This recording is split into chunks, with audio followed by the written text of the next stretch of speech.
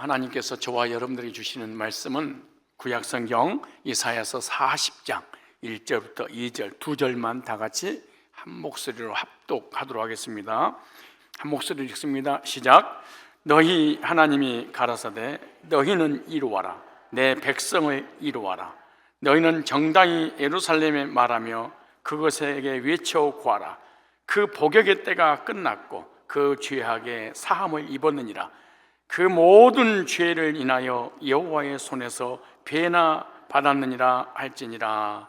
아멘. 오늘 말씀을 통하여 복음의 내용이라는 제목으로 말씀을 증거할 때 복음의 내용을 듣고 은혜 받고 또 복을 받는 복된 시간이 되시기를 바랍니다. 주의 전에 나와 예배 드리는 저와 여러분들에게 하나님의 은혜와 평강이 함께 하시기를 축복합니다.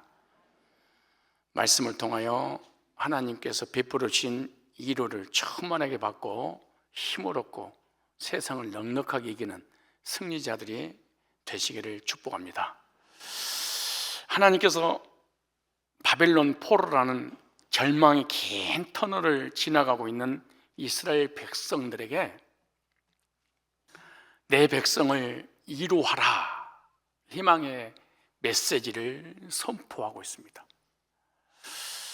오늘날 여러 가지 환경으로 어려움을 겪는 저와 여러분들에게 이루하시는 희망의 메시지로 우리에게 주시는 것입니다. 이사야서 40장에서 55장의 시대적 그 상황은 주전 600년 전 바벨론 포로기 상황을 반영해 주고 있습니다. 왜 이스라엘 백성들이 바벨론의 포로로 고통을 받으며 살아가야 되나요? 그것은 하나님께 범죄하고 우상 숭배를 할 뿐만 아니라 타락하여 하나님을 떠나버렸기 때문에 하나님께서 그들을 징계하기 위해서 징계의 매로 바벨론의 포로로 끌려가게 한 것입니다. 우리 삶에 일어나는 모든 일들이 우연히 일어나는 것이 아니라 하나님의 계획과 뜻과 섭리 가운데 이루어지고 있는 것이죠. 그래서 결국 강대국 바벨론의 침공으로 유다 성읍이 폐허가 되고 예루살렘 성전이 무너졌습니다. 나라는 빼앗기고 그리고 가나안 땅은 폐허로 바뀌고 백성들은 포로로 끌려가고 그리고 70년이란 그 포로기의 시간 속에서 하나님의 택함 받은 백성이라는 정체성도 잃어버리고 희망도 비전도 소망도 없이 절망 가운데 있을 때 하나님께서 하나님의 종을 택하시고 하나님의 종에게 그들에게 전할 메시지를 입에다 두셨습니다. 그 메시지는 뭐냐? 이러한 절망 가운데는 때는 지나가고 이전 영광을 다시 회복시켜 주실 것이다 라는 위로의 희망의 메시지죠. 그래서 1절로 2절에서 이 선지자 이사야를 통해서 포로기라는 위기 상황에서 먼저 이스라엘 백성들을 향해서 하나님의 구원을 선포하는 내용이고요. 그 구원의 내용 중에 가장 중요한 게 이루하라는 명령을 하셨습니다. 이루하라. 하나님께서 이스라엘 백성들을 향해 베푸시는 이루와 구원의 역사를 바라보라. 하나님께서 너희들에게 베푸실 은혜들을 선포하고 그걸 바라보고 그 고난 가운데 승리하라는 메시지가 바로 문법의 명령으로 기록이 되어 있습니다. 하나님의 선지자의 메시지는 그들의 비참한 상태가 곧 끝나게 될 것이다.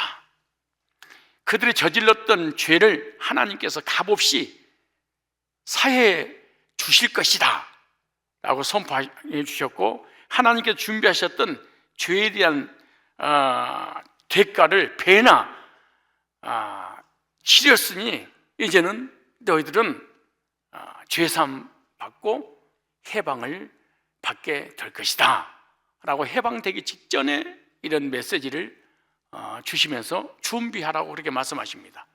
이와 같이 고난 중에 있는 저와 여러분들에게 위로의 메시지, 희망의 메시지, 소망의 메시지를 선포하라고 오늘 우리에게 말씀해 주시는 것이요. 즉 고난의 때가 끝났다.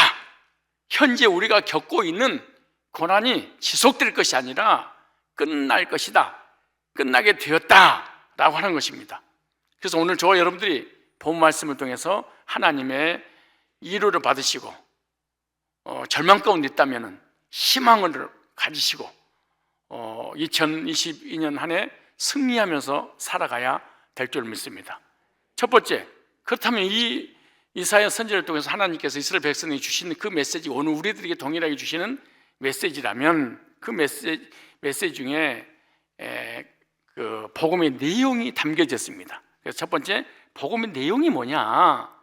그 첫 번째로 너희는 예루살렘의 마음에 닿도록 말하라. 예루살렘 마음에 닿도록, 아주 중요한 말씀이, 이 다른 번역 성경에 보면 예루살렘 마음에 닿도록 선포하라 라고 번역이 됐는데, 그럼 예루살렘 마음에 닿도록 말하고 외치라 라고 하는 것이 무슨 말씀일까요? 왜 예루살렘 마음에 닿도록 이사야 선지자를 통하여 선포하라고 그랬을까요? 그렇다면 먼저 예루살렘이 어떤 곳인지 이해를 해야만이 왜 예루살렘 마음에 닿도록 선포하라고 말씀하셨을까를 이해가 되겠죠. 그 예루살렘은 바로 예루살렘 성전이 있는 곳이죠. 예루살렘 성전, 성전에서는 하나님께 제사 드리는 것이죠. 제사를 통해서 하나님의 말씀이 임하는 것이고, 그리고 제사를 통해서 죄사함 받고, 그리고 죄사함 받을 때 하나님의 영광이 예루살렘 성전에 임하게 되는 것입니다. 그런데 예루살렘 성전이 어떻게 됐습니까? 바벨론의 침략으로 인해서 완전히 무너지고 예루살렘 성전의 모든 기구들이 다 바벨론으로 빼앗기게 되어버렸죠. 그래서 하나님 앞에 제사도 드리지 못하고, 제사를 드리지 못하니까 죄사함 받지도 못하고, 죄사함 받지 못하니까 하나님 말씀이 임하지도 않고, 그리고 하나님의 영광이 이스라엘 이 성막에 성전에 덮지를 못하게 되겠죠. 그래서 결국 하나님 영광이 예루살렘 성전에서 사라지게 됩니다. 즉 구속의 역사가 일어나지 않습니다. 죄사함의 역사가 일어나지 않지요. 그런데 예루살렘 마음에 닿도록 선포하라. 어떻게 됐을까요? 바로 하나님께서 주의 종을 통해서 예언하시기를 다시 예루살렘 성전을 회복시켜 주실 것이다 라고 이사야서라든가 예레미야에 보면은 예언이 됐습니다. 즉 무너졌던 육적 성전을 페르시아 고레스 왕위에서 회복시켜 주실 것이다. 이사야서 44장 또 45장에, 즉 고레스 왕이 태어나기 150년 전에 이란이라고 하는 곳에, 지금 이란 땅인데 이란이라는 곳에 한 사람이 태어나게 될 텐데 그 사람 이름을 고레스라고 지어라. 그리고 정치, 경제, 사회, 종교 할 것 없이 철저하게 준비를 시키고 강대국을 이루어 바벨론에 쳐들어와서 바벨론의 포로로 끌려갔던 이스라엘 백성들을 해방시키고, 그리고 그들에게 전리품으로 금은 보화를 그들에게 주어서 거기서 나와서 예루살렘으로 돌아가서는 성전을 지어라, 그리고 예언을 했습니다. 그런데 실제로 고레스 왕위에서 예언이 성취되었고, 고레스 왕에 의해서 이스라엘 백성들은 바벨론에서 해방을 받습니다. 그리고 그들이 바벨론에서 예루살렘으로 돌아갈 때 고레스가 명령을 내렸습니다. 너희들이 가지고 있는 엄청난 재물을 그들에게 주어서 하나님의 성전을 건축하도록 하라 라고 명령을 내리자 이 바벨론 사람이나 페르시아 사람들이 가지고 있던 그 전리품이라든가 그 많은 재물을 그들에게 주어주었습니다. 그리고 그들이 나와서 예루살렘 성전을 회복했는데, 그 예루살렘 성전이 회복된 그 성전을 스룹바벨 성전이라 이렇게 말합니다. 이 스룹바벨 성전을 결국 고레스 왕의 명령에서 짓게 됐고, 그리고 그곳에서 하나님께 예배드리고 속죄가 이루어지고 하나님의 영광이 임하고 하나님 말씀이 다시 선포됨으로 예루살렘에 하나님 영광이 임하게 됐죠.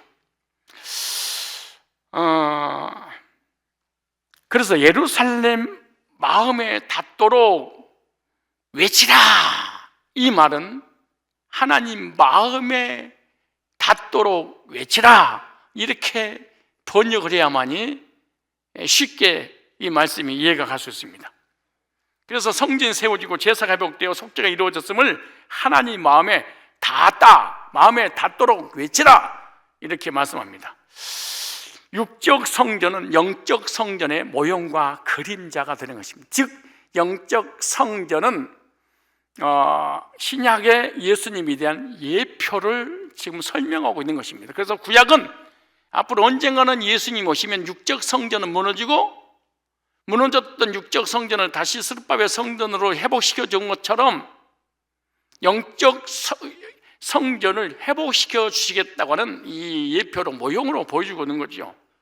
그래서 선지자가 외쳤던 메시지는 주님께서 영적 성전을 새롭게 세워주신다는 예언인데, 그 예언이 고레스 왕에 의해서 성취된 것처럼 만왕의 왕이신 예수님을 통해서 그대로 성취됩니다. 어떻게 성취됐을까요? 바로 하나님께서 육적 성전이 무너지고 다시 세운 것처럼 육신적인 성전에 예수님 계시는 것이 아니라 영적 성전에 예수님이 계시게 하기 위해서 하나님께서 예수님을 이 땅에 보내주셨습니다. 그리고 예수님께서 우리의 죄를 짊어지시고 십자가에 못 박혀 죽으심으로 우리를 구원받게 하고 영적 성전을 이루어 주셨는데, 그 말씀이 마태복음 27장 46절에 골고다에 예루살렘 성전, 스룹바벨 성전이 세워진 것처럼 십자가에 예수님을 세워주심으로 영적 성전을 이루시겠다라고 하는 말씀의 성취가 마태복음 27장 46절에 나옵니다. 제9시쯤 예수께서 크게 소리질러 이르시되 엘리 엘리 라마 사박다니 하시니 이는 곧 나의 하나님 어찌하여 나를 버리셨나이까. 그랬어요. 예수님이 우리의 죄와 저주를 대신해서 십자가에서 고통을 당하시면서 크게 소리질러 말씀하십니다. 엘리 엘리 라마 사박다니 하시니 이것은 나의 하나님 어찌하여 나를 버리셨나이까 라고 해석을 해놨어요. 예수님께서 우리의 죄를 대신 지심으로 하나님께 버림을 받으신 내용입니다. 예수님께서 십자가에서 우리를 죄를 대신해서 하나님께 버림받으심으로 마지막 십자가에서 절규하시는 엘리 엘리 라마 사박다니 하나님 어찌하여 나를 버리셨나이까, 이 절규가 하나님 마음에 닿아서 우리가 구원을 받을 수 있었다. 성경이 이렇게 말합니다. 주님은 우리가 지은 죄로 인해서 하나님께 버림받은 두려움의 형벌에서 구속을 해주신 거예요. 예수님께서 친히 버림을 받으심으로 우리로 죄로 인한 두려움에서 구속하신 것인데, 예수님은 우리가 하나님께 버림받고 사람에게 버림받은 그 두 가지 수직과 수평적인 버림을 예수님께서 실제로 이 땅에 오셔서 죄를 짊어지심으로 제자들에게 버림받고 사람에게 버림받고 죄를 짊어지심으로 하나님께 버림을 받게 됐죠. 그 버림받은 그 결과가 뭐냐? 십자가의 형벌이었습니다. 예수님 십자가에서 하나님께 처절하게 버림을 받으셨습니다. 인류의 죄를 지시고 버림받는 형벌과 고통을 당하신 거죠. 엘리엘리 라마 사박다니 하시니 나의 하나님이 어찌하여 나를 버리셨나? 왜 버림받죠? 죄 때문입니다. 누구의 죄 때문이죠? 나의 죄, 우리의 죄를 대신 짊어지시고 하나님 앞에 버림받았다고 절규하신 거죠. 저와 여러분의 원죄와 자범죄를 속죄하기 위해서 예수님 십자가에서 여호와 하나님 앞에 절규하신 것입니다. 죄인들을 구속하시기 위해서 십자가에서 절규하셨던 주님의 부르짖음의 이 음성이 하나님 마음에 닿았다. 하나님 마음을 감동시켰다. 하나님 마음을 녹이셨다. 죄로 인한 저주의 진노를 예수님의 절규하심이 하나님 앞에 상달되어 하나님 마음을 녹이심으로 저와 여러분이 죄산받고 구원받고 영생을 얻게 해 주신 줄로 믿습니다. 우리는 두 가지 버림받음 때문에 평생 동안 두려움과 공포와 절망 가운데 살아갑니다. 그것은 하나님께 온죄로 인해서 버림받고 자범죄로 인하여서 사람에게 버림받고 살아갑니다. 이 우주 공간에 나 혼자 있는 것처럼 외롭고 고독할 때가 있지 않았습니까? 그것은 내 영혼이 하나님을 버림받고 내 인생이 사람한테 버림받고 내 자신에게 버림받음으로 말미암아 주어진 이 고독이고 공허고 이 비참한 것인 것입니다. 그 비참함을 해결하시려고 예수님께서 직접 우리의 원죄와 자범죄를 지심으로 하나님 앞에 사람 앞에 버림받음으로 하나님 앞에 절규하신 그 절규가 하나님 마음에 닿았다. 그러므로 저와 여러분이 죄와 저주와 사망에서 해방받고 하나님의 자녀가 되어 하나님을 섬기는 하나님의 친백성 된 줄로 믿으시길 바랍니다. 어떻게 하나님 마음을 녹일 수 있을까요? 어떻게 하나님의 공의를 만족시킬 수 있을까요? 율법으로? 선행으로? 종교로? 우리 인간의 어떤 방법으로도 하나님의 진노를 거둘 수 없습니다.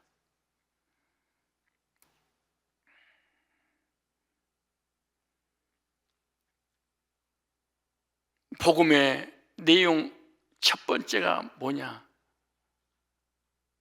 예수님께서 나를 대신해서 죄를 짊어지심으로 하나님과 사람 앞에 버림받은 그 절규가 하나님 마음에 닿게 하셨다. 그러므로 두 번째, 해방되었다. 이것이 죄인들에게 큰 위로가 되는 것입니다. 이사야 선지자는 선포합니다. 오늘 본문에 노예의 때가 끝나고 복역의 때가 끝나고 감옥살이가 끝나고 전쟁이 끝나고 그 말이죠. 감옥에서 해방받고 바벨론에서 해방받고 노예살이에서 해방받고 전쟁이 끝났다고 전하라 이래죠. 유다 백성들은 전쟁을 말미암아 바벨론의 포로로 잡혀가서 그들은 종살이하며 고통의 나라를 보내고 있는데 포로 생활에서 끝나서 해방받고 자유와 평화가 임했느니라. 그 노역의 때가 이 노역의 때, 이 노역이 차바라는 히브리어 단어입니다. 차바, 전쟁, 군대, 무리라는 의미죠. 우리가 구원받은 것은 예수님께서 우리의 죄를 대신 짊어지시고 십자가에서 고통을 당하심으로 여호와의 손에서 벌을 패나 받았다는 것이죠. 우리의 죄로 말미암아 예수 그리스도의 십자가에서 절규하심을 보시고 하나님의 마음이 감동되어 죄로 인한 고난의 너에게 때가 끝났느니라. 이걸 외치라. 이것으로 이루어라. 이렇게 말씀하십니다. 그럼 개인적으로 어떻게 죄로 인한 너에게 고통이 끝날까요? 이 말씀 어떻게 적용됐을까요? 시편은 이렇게 말합니다. 시편 46편 7절에 만군의 여호와께서 우리와 함께 하시니 야곱의 하나님 우리의 피난처시로다. 여기서 만군의 여호와께서 함께 계시니 야곱의 하나님은 죄인들에게 있어서 뭐냐? 피난처가 되어주신다 라는 말씀인데요, 여기서 만군이라는 단어가요, 노역의 때, 노역, 감옥, 이것이 차바 같은 단어입니다. 만군의 여호와께서 싸워주시니, 무리, 전쟁이라는 단어잖아요. 싸워주시니 영적 고통이 사라지고 육적인 괴로움이 사라지게 될 것이다. 내가 싸워야 될 그 전쟁을 고레스 왕이 대신 싸워준 것처럼 내가 영적 전쟁, 죄와 저주와 사망과 사단의 권세와 싸워서 이길 수 없는, 불가능하니까 예수님이 대신 싸워주심으로 영적인 고통과 육적인 괴로움에서 우리를 해방시켜 주셨다, 이렇게 말합니다. 우리는 만군의 여호와 하나님이 피난처가 되어주셔서 그 안으로 환난 날에 숨게 될 것입니다. 우리의 모든 환난은 예수 그리스도를 통해서 끝나는 것입니다. 예수님 우리의 죄와 저주와 사망을 피할 수 있는 피난처가 되어주십니다. 여러분의 피난처는 무엇입니까? 물질입니까? 명예입니까? 건강입니까? 재물입니까? 아니면 사람입니까? 아니면 영적으로 율법입니까? 아니면 신비한 체험이십니까? 아니면 율법을 지키는 성화의 결과입니까? 어디로 피할 것입니까? 우리가 피할 피난처, 우리가 피할 산성, 우리가 피할 바위는 무엇이겠습니까? 산에 가면 다람쥐가 우리 주변에 막 서성대고 있습니다. 잡으려고 그러면 바위 속으로 쏙 들어가 버립니다. 이 다람쥐의 피난처요, 산성이요, 바위, 피난처가 바로 바위가 되는 것이기 때문에 그러는 거예요. 우리의 구원의 피난처가, 삶의 저주의 피난처가, 질병의 피난처가, 우리 고난의 피난처가 누구라고 생각하십니까? 무엇을 의지하며 살아가고 있으십니까? 예수님은 우리의 죄와 저주와 사망에서 피할 수 있는 피난처가 되어주십니다. 피난처가 되신 주님을 신뢰하시기 바랍니다. 유다 백성들의 복역의 때가 마침으로 바벨론 70년 감옥의 생활이 끝이 난 것 같이 성도는 죄로 인하여 묶인 사슬을 주님께서 풀어주신 주님의 절규가 하나님 마음에 닿음으로, 하나님 마음을 감동시킴으로, 하나님의 공의의 진노를 녹여주심으로 지옥의 복역일 때 영적인 감옥에 갇혀있다가 해방받고 풀려나게 된 것입니다. 참 자유를 선포해 주시고 복음을 받은 사람은요, 영적인 감옥에서 해방을 받은 사람들입니다. 우리 한번 찾아볼까요? 계시록 1장 5절입니다. 계시록 1장 5절에 또 충성된 증인으로 죽은 자들 가운데서 먼저 나시고 땅의 임금들의 머리가 되신 예수 그리스도로 말미암아 은혜와 평강이 너에게 있기를 원하노라. 그 다음에 시작. 우리를 사랑하사 그의 피로 우리 죄에서 우리를 어떻게 하시고? 해방하시고 그랬습니다. 예수님의 구속의 절규가 하나님께 닿음으로, 하나님 마음을 녹이심으로 우리가 죄에서, 사망에서 해방받은 겁니다. 해방의 소식은요, 죄인들에게 복음입니다.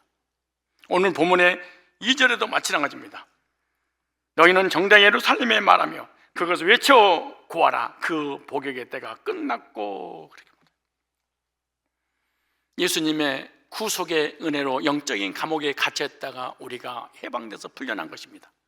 죄와 저주와 지옥에서 석방해 주셨다는 사실을 믿음으로 확신하시기 바랍니다. 복음은 죄인에게 석방을 선포하는 것입니다. 죄인에게 최고의 이루는 죄로부터 해방받고 구원의 소식이 죄인에게는 위로가 되고 격려가 되고 힘이 되는 것입니다. 우리 한번 찾아볼까요? 로마서 8장 1절에 이렇게 말합니다. 그러므로 이제 그리스도 예수 안에 있는 결코 정죄함이 없나니 이는 그리스도 예수 안에 있는 생명의 성령의 법이 죄와 사망의 법에서 너를 해방하였습니다.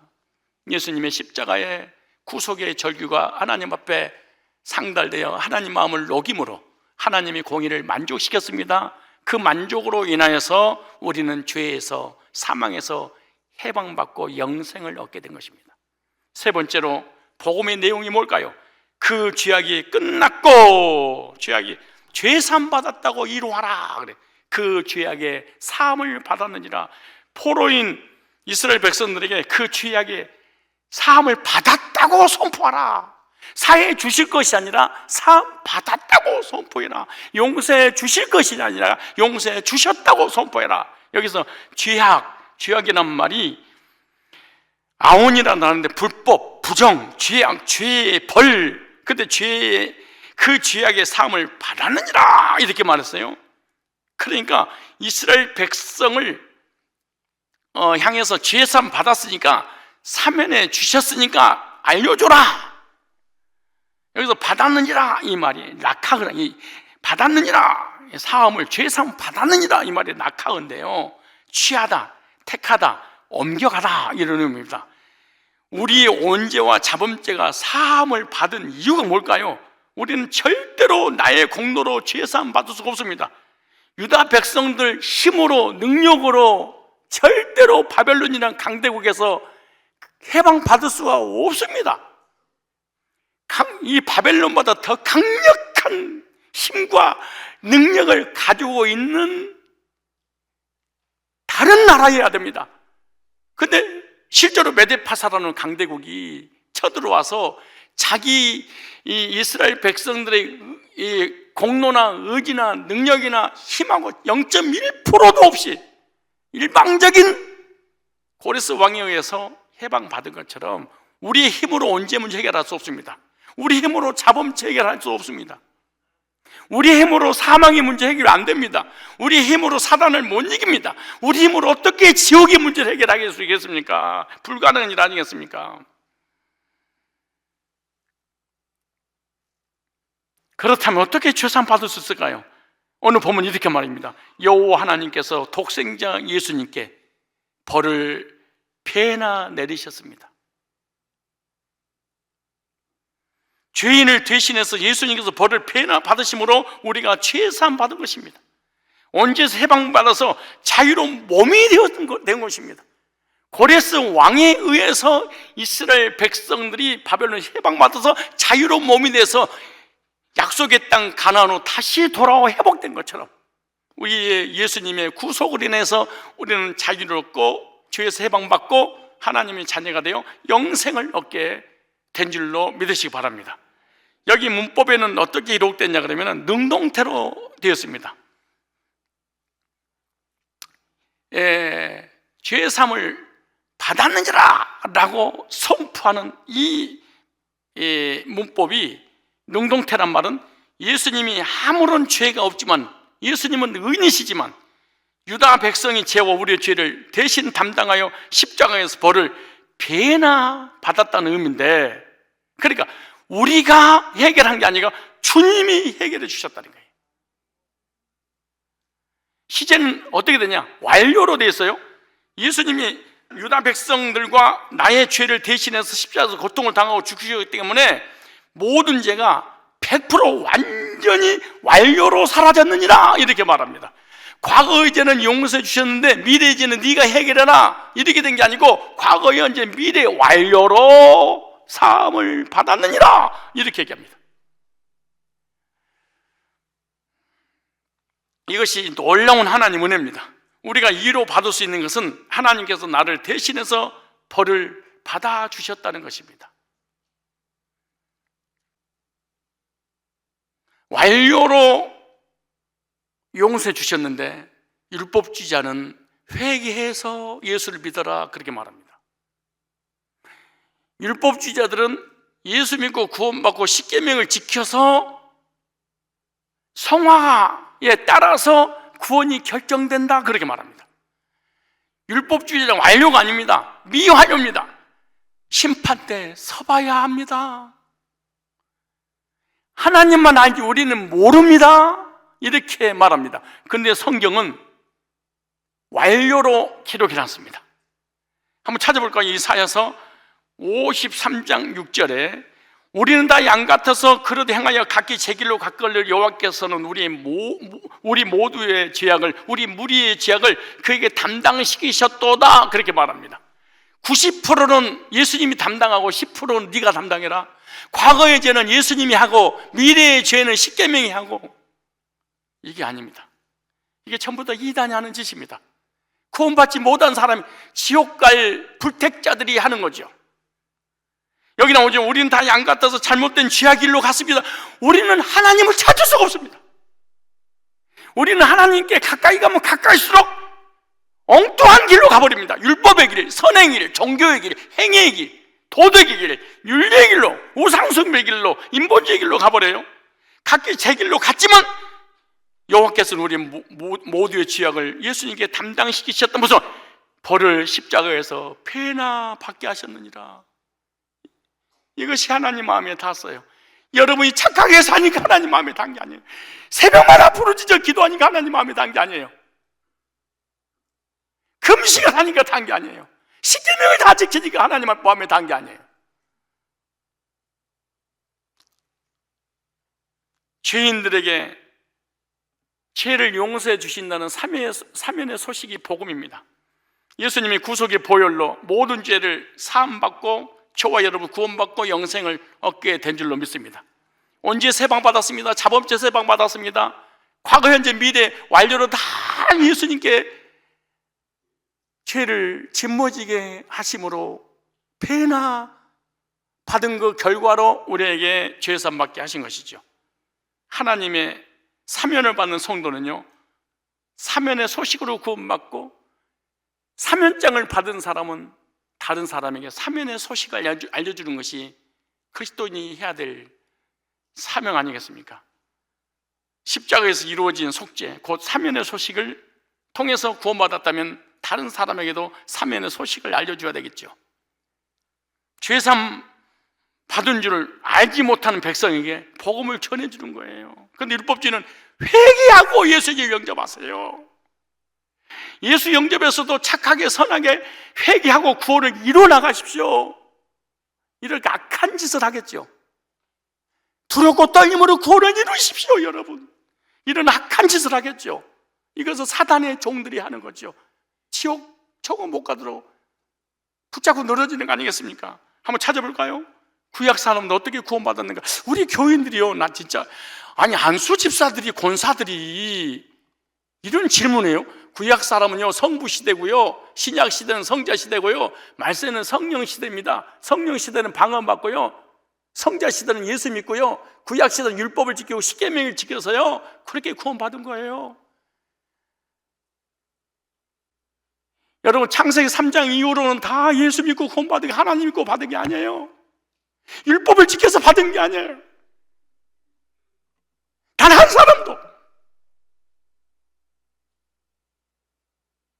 목사님, 그럼 예수님 오시기 전에 구약사람 어떻게 구원받아요? 호호! 그러면은 신약에서 구약사람들 어떻게 구원받았는지 성령 충만한 성령의 감동으로 기록된 성경을 찾아볼까요? 한번 찾아봅시다. 사도행전 10장. 사도행전 10장.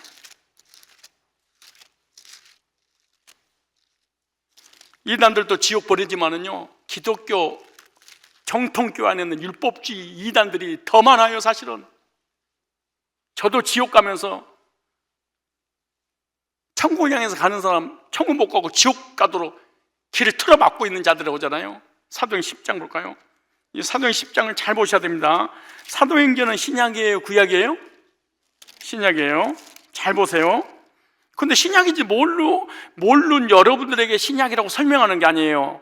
무엇인가 전달하죠. 메시지가 있어서 그런 거겠죠. 사도행전 10장을 보시면 43절입니다.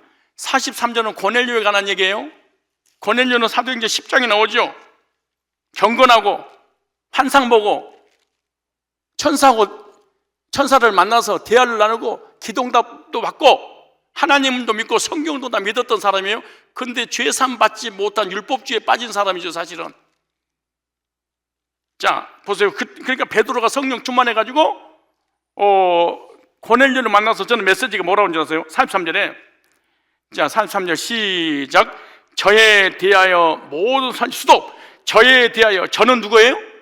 예수님. 그럼 선지자는 구약 사람이에요? 신약 사람이에요? 구약 사람? 자, 구약 사람 선지자가 저에 대하여, 예수님에 대하여 증거하되, 아, 구약 사람, 구약의 선지자들 다 예수님 얘기야.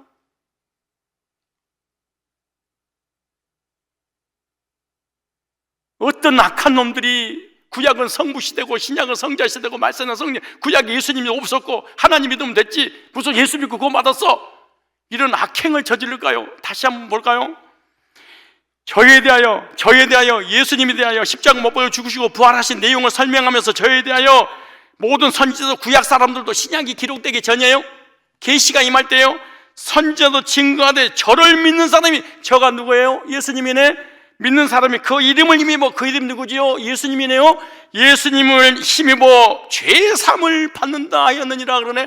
아, 율법을 지켜서 죄사함 받는 게 아니네. 십계명을 지켜서 죄사함 받는 게 아니네. 하나님 믿어서 죄사함 받는 게 아니네.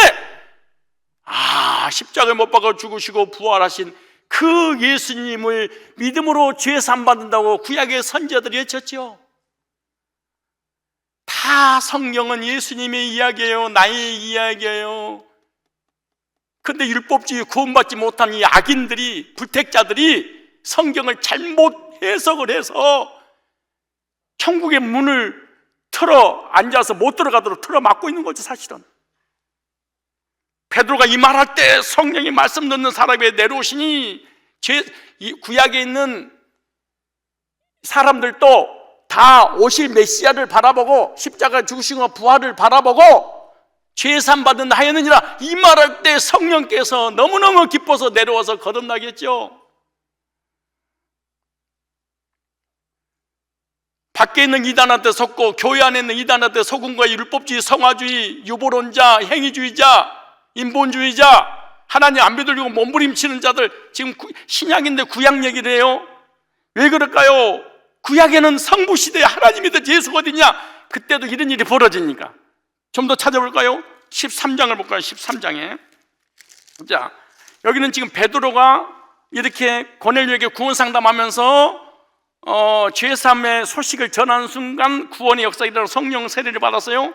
그런데 이제 10장에 보면은 구약에 있는 다윗에 대해서 어떻게 말할까? 10장 43절, 13장 38절 볼까요? 구약은 다윗은 구약 사람이에요? 신약 사람이에요? 다윗이 구약 사람이에요? 신약 사람이에요? 자, 찾으셨죠? 38절 읽으려면 어디부터 읽어야 되냐?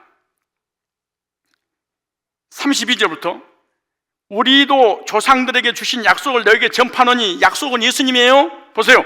곧 하나님이 예수를 일으키사 우리 자녀들에게 이 약속을 이루게 하셨다며라. 자, 보세요. 시편 2째 편에 기록된 바와 같이 너는 내 아들이다, 오늘 너를 낳았도다. 시편 2편에 기록됐어요. 예수님에 관한 얘기예요. 그런데 보세요. 또 하나님께서 죽은 자 가운데 저를 일으키사, 자, 하나님께서 죽었는데 다시 부활시켰어요.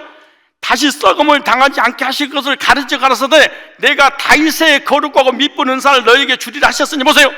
그러면 또 다른 편에 일렀을 때 주의 거룩한 자로 썩음을 당하지 않게 하셨느니라 그랬어요. 그러니까 사람들이 그 다윗 얘기잖아. 다윗이 자기 얘기야. 나는 죽지 않고 부활할 거야, 다시 살아날 거야 라고 다윗 얘기하니까 성령의 감동으로 뭐라고 기록됐어요? 다윗은 당시에 하나님 뜻을 좇아 섬기다가 잠들어 죽었네. 그 조상단께 묻혀 썩음을 당하였으되 썩어버렸네. 다윗은. 그 다윗 얘기가 아니야. 다윗이 누구를 증거했냐? 그 다음에 나오죠.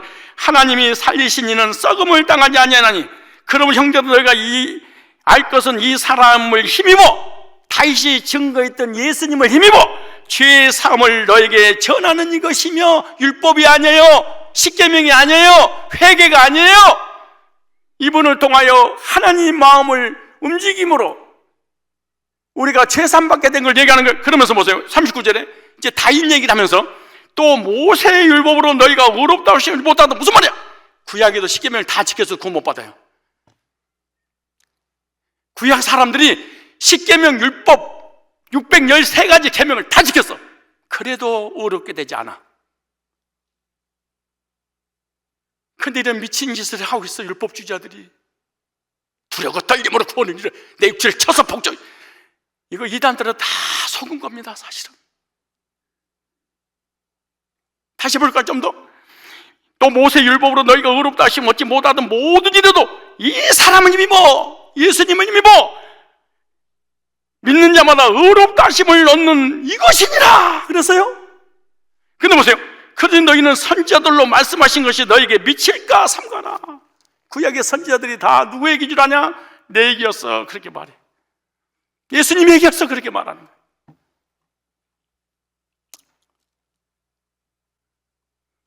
목사님으로 아브라함은요, 예수님 오시기 전 오래 수천 년 사람인데 어떻게 그렇게 구원받아요? 요한복음 8장 56절 예수님 직접 말씀하신 거 볼까요? 요한복음 8장 56절.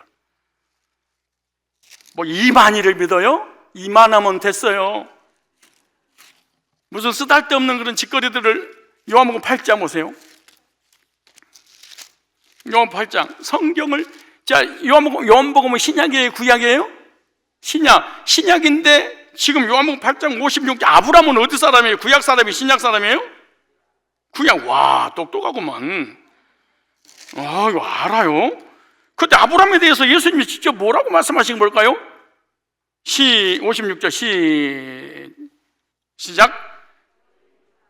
너희 조상 아브라함은 나의 때 볼 것을 즐거워하다가 보고 기뻐하느니라. 아브라함도 남이고 구원받아서 언제가 메시아가 오시면 십자가 못 박아 죽으시고 부활하실 것인데 그분을 통해 그래서 믿음의 조상이 되었느니라. 그래서 믿음의 조상, 행위의 조상이 아니야.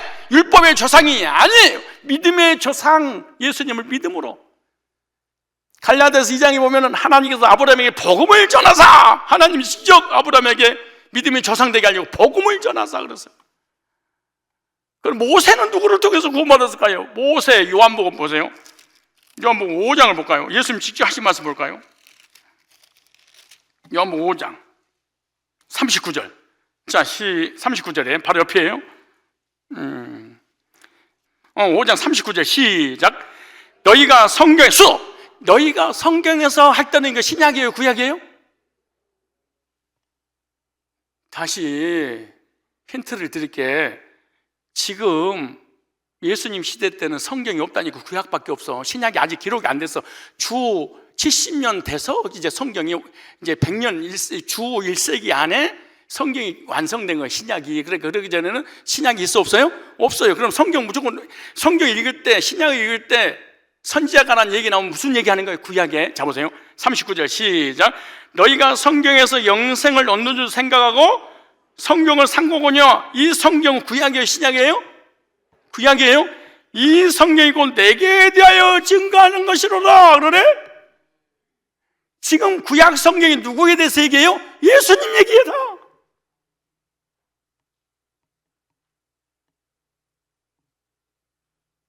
목사님, 나는 하나님은 믿는데요, 예수님은 안 믿어져. 지옥 확실히 갑니다. 100% 갑니다. 1000% 갑니다. 중도 하나님 믿어요. 캐톨릭도 하나님 믿어요. 무당도 하나님 믿어요. 안 믿는 사람 어디 갔어요?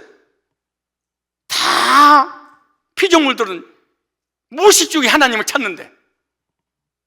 그러다 보세요. 뭐라고 그러는가? 그러나 너희가 영생을 얻기 위하여 내게 오기를 원치 아니하는도다 그러네요. 그러면 이렇게 말씀하세요. 46절에 잘 보세요. 자, 모세를 믿었다면 또 나를 믿었으리니 이는 그가 내게 대하여 기록하였느니라 그러네요. 자 보세요. 모세를 믿었다면 누구를 믿었어? 나를. 나가 누구예요? 예수님. 그럼 구약시대니까 모세 대지니까 모세를 따라야지 구원받는다, 그런 얘기가 아니에요? 모세가 기록한 말씀을 얘기하는 거예요. 그게 모세 오경이야. 자 보세요.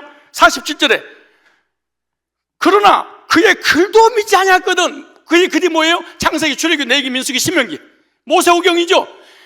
모세 오경에 대해서 다 나에 대해서 기록해놨어. 모세 장세기 1장 1절부터 내 얘기야. 모세가 나를 보고 기록한 거야. 내가 나에 대해서 기록하라고 한 거야. 내 얘기야. 근데 모세오경을 통하여 모세의 글도 안 믿는데 글의 내용 중에 나를 어떻게 네가 찾아서 구원받을 수 있겠니? 이 말. 그러니까 교회를 다녀. 11조도 해, 헌금도 해, 성전 건축도 해. 구원만 못 받고 새벽마다 울부짖어 기도해. 기도응답도 받아. 구원만 못 받고.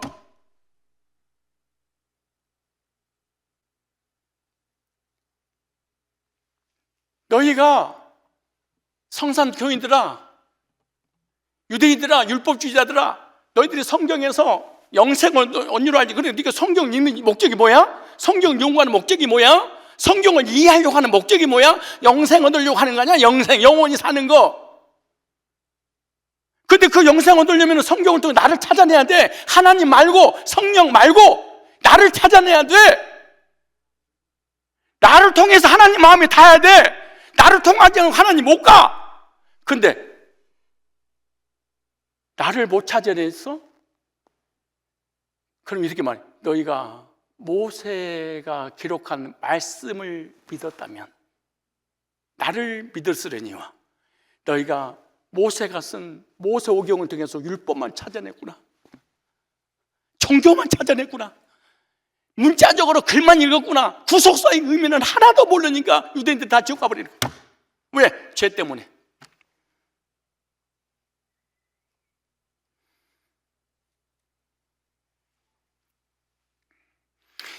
하루 종일 찾아야 되는데 시간 관계상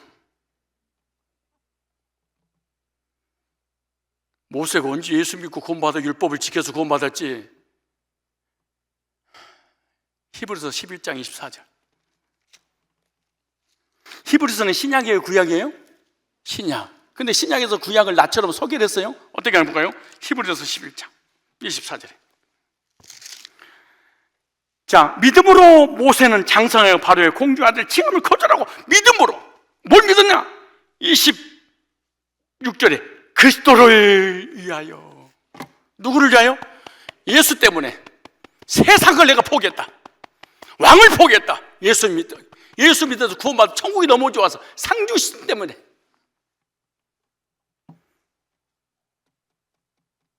모세가 평생 동안 외쳤던 게 하나님을 외친 게 아니고 율법을 외친 게 예수님을 전했어요. 다윗도 마찬가지고 에녹도 마찬가지고.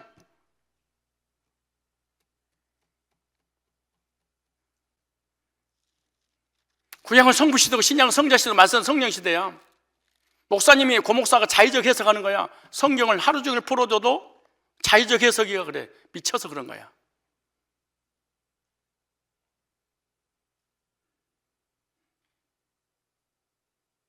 성경을 읽어줘도 미쳐버린 거야. 이게 정신이 나가버린 거야. 이거 창념됐다 그래. 한쪽에 탁 몰입을 해버리면 그 어떤 말도 지극히 주관적이 되고 객관적이지 않아. 사람 이성을 잃어버려. 그리고 싸워서 이기려고 덤비기만 하지 이성적으로 풀려고 하지 않아. 바로 나를 그렇게 안 배웠어요. 사람이 이성적이어야 되고 객관적이어야 되고 합리적이어야 되고 논리적이어야 되고 성경적이어야 되고 신앙이 말씀에 근거해서 딱 찾아서 내야 되는데 그냥 믿는 거예요. 뭔지 몰라도. 근데 못 이기겠다. 그냥 싸워. 이겨버리니까 우겨가지고.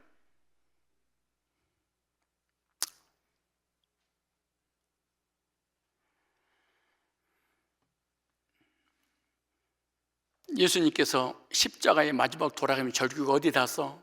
하나님 마음에. 그러므로 어떻게 해서? 죄에서 해방받았어. 어떻게 했어요? 죄 사함 받았어. 네 번째, 결과 죄로 인한 징계도 끝나야지. 죄 때문에 징계가 왔잖아요. 그럼 죄 문제가 끝났어. 저주가 끝났어. 그러면 징계가 끝났으니까 축복이지 뭐. 하나님 손에서 오늘 이절이 벌을 배나 받았느니라. 하나님의 징계를 다 받고 끝났다고 선고죠. 이스라엘이 범죄로 하나님께 매를 맞고 바벨론에 70년 종살이함으로 이스라엘 백성들 벌을 다 받았으니 해방되어 돌아오게 되는 것인데 우리에게는 적용하면 율법의 형벌에서 끝났다는 소식이 복음입니다. 하나님께서 주신 율법, 죄의 삭은 사망이야. 그 예수님께서 죄의 하나님의 공의를 이루기 위해서 그 율법의 요구를 이루기 위해서 대신 십자가에 못 박아 죽으셨어. 우리가 율법을 지켜서 의로워지는 게 아니에요.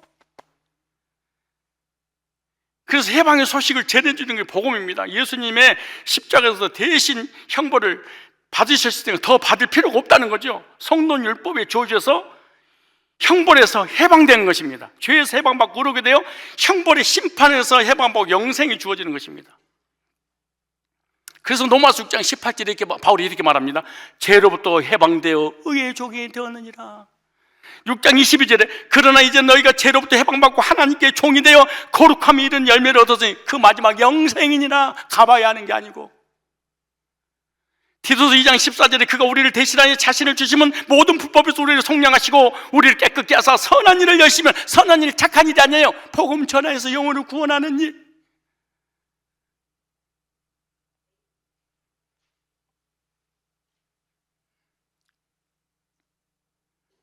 하나님 어떤 하나님이냐? 이루하신 하나님이십니다.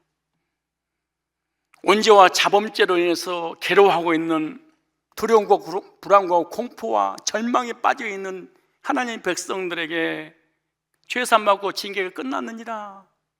이루하는 메시지죠. 코로나 전염병으로 삶에 대해서 마찬가지 질병으로 경제적인 문제로 삶의 어려움으로 환경의 여러 가지 어려움으로 두려움과 절망에 빠져있는 이 시대의 저와 여러분에게 위로의 메시지입니다. 모든 고난의 때가 끝나고 징계가 끝났으니 육신의 질병이든 삶의 어려움이든 환경의 문제든 코로나 질병이든 하나님께서 해결해 주셨고 축복을 선포해 주신 것입니다. 다윗은 이렇게 고백합니다. 시편 86편 17절에 여호와여 주는 나를 돕고 이루하시나이다. 나의 이루자 하나님. 하나님은 이루하시기를 원하십니다. 죄인에게 이루는 복음입니다. 복음은 죄에서 받는 것입니다. 죄에서 해방받은 것입니다. 어렵게 해주시겠다는 것입니다. 영생을 주신다는 것입니다. 이것이 죄인에게 가장 큰 이루입니다. 고린도후서 7장 6절에 이렇게 말합니다. 그러나 낙심한 자들 이루하시는 하나님이 디도검으로 우리를 이루하셨으니 주의 종을 통하여 말씀으로 이루해 주시는 하나님. 새해를 맞는 저와 여러분들에게 하나님의 이루가 함께 하시기를 축복합니다. 큰 두 번째, 마지막 두 번째, 마지막으로 하는 복음의 내용에 대해서 제가 4가지 원리를 설명했고, 그럼 복음을 믿는 자에게 주어진 복이 뭐냐? 하나는 로마서 8장 3, 4절에 지금도 나를 위해서 중보기도 해주시는 하나님 은혜를 경험합니다. 영적으로, 정신적으로, 육신적으로, 환경적으로 나에게 복을 주시기 위해서 지금도 중보기도 하고 누가 정죄하려 죽으실 뿐만 아니라 다시 살아나시는 그리스도 예수시니 그런 하나님 우편에 계신 자여 우리를 위하여 간구하시는 자니라. 하나님 백성들이 이 땅에서 행복하게 살도록 불행과 저주 실패하지 않도록 나를 대신해서 간구하고 계신다 그런 거예요. 여러분 예배 잘 드리고 기도 열심히 하고 착하게 살고 율법을 지키고 회개하니까 하나님 마음에 닿아서 우리에게 복을 주시는 것이 아닙니다. 예수님이 중보기도 때문에 그런 것입니다. 또 하나는 존귀한 자들과 함께 뭘 주시냐? 몫을 받는다 이렇게 했습니다. 그러니까 전쟁에서 승리하고 난 다음에 전리품이 있는데 그 전리품을 너에게 주겠다. 예수님께서 십자가에서 죄와 저주와 사망을 이기고 승리하심으로 너에게 주어진 전리품이 있는데 그것이 영생이니라 이랬습니다. 놀라운 일이죠. 이사야서 53장 12절에 그렇게 기록됐습니다. 이사야서 53장 12절에 보니까 그러면 내가 그에게 존귀한 자와 함께 몫을 받게 하며 강한 자와 함께 탈창을 나누게 하리니 이는 그가 자기 영혼을 버려 사망에 이르게 하며. 다 예수님 얘기네. 딴 생각하지 말고 시간만이라도 딴 데 가가지고 괜히 10개 중 10개가 다 틀리면서 잘난 척하면서 우기고 그러다 지옥 가지 말고 딴 사람 괴롭히지 마시고 오늘 읽어보세요. 이사야 53장 12절에 그러면 내가 그에게 존귀한 자와 함께 몫을 받게 하며 강한 자와 함께 탈창을 나누게 하리니 이는 그가 자기 영혼을 버려 사망에 이르게 하여 범죄자 중에 하나로 희화됨을 받았습니다. 십자가네요. 그러나 그가 많은 사람의 죄를 담당하여 범죄자를 위해 기도하였느니라. 중보기도네요. 공동보증에 보면 이렇게 됐어요. 나는 그로 하여금 민중을 자기 백성으로 삼고 대중을 전리품으로 차지하게 하리라. 이는 그가 자기 목숨을 내던져 죽음 때문이다. 반역자의 하나처럼 그 속에 끼어 많은 사람이 죄를 짊어지고 그 반역자를 용서달라고 기도하기 때문이다. 주님의 십자가의 승리로 인하여 전리품을 우리에게 나눠주셨습니다. 탈창을 나눠주신다고 하셨잖아요. 이게 뭐냐? 사망의 문제를 해결함으로 우리에게 나눠지는 것이 영생입니다. 우리의 몫입니다. 영적 전쟁에 승리하신 예수님으로 말미암아 우리에게 주어지는 것이 영생입니다. 영생의 몫이 있어요. 여호와 하나님께서는 예수님에게 존귀한 자와 함께 목숨을 받게 하시고 강한 자와 함께 탈장을 나눠주게 하셨는데, 주님이 자기 영혼을 버려서 사망에 이르게 하며 범죄 중에 하나로 헤아림을 받았다고 그렇게 말씀하시면서, 예수님께서 많은 사람의 죄를 담당하심으로 구속을 이루시고 범죄자를 위해 기도까지 해주시는 거죠. 그러므로 하나님이 택한 백성들의 죄악은 이미 사해해 주셨다. 구약은 예언, 신약은 성취, 적용은 사해해 주셨다는 확신을 믿는 것이 바로 택함 받은 백성들의 믿음입니다. 우리에게 주신 복음은 죄 사함의 복음입니다. 아직도 언제에서 고통당하고 있는 죄인이 있다면 이 말씀을 통해 회복되고 언제 해방받고 참된 자유와 기쁨과 평화와 안식을 누리시기를 축복합니다. 왜냐하면 예수님께서 나의 모든 죄를 대신 짊어지시고 십자가에서 벌을 배나 받았느니라. 이것이 하나님 마음에 닿았다. 다음으로 하나님의 진노가 녹아져서 우리를 구원해 주시고 영생을 주신 것입니다. 그리고 우리의 몫으로 탁 떼놨습니다. 이 땅에서 평화를 누리며 행복하게 살고 이 세상 떠나가는 날 천국을 우리의 몫으로 떼놨느니라. 죄인에게 이루는 복음입니다. 복음은 죄 삼박해 주신다는 것입니다. 의롭게 해주신다는 것입니다. 영원한 생명, 영생을 주신다는 것입니다.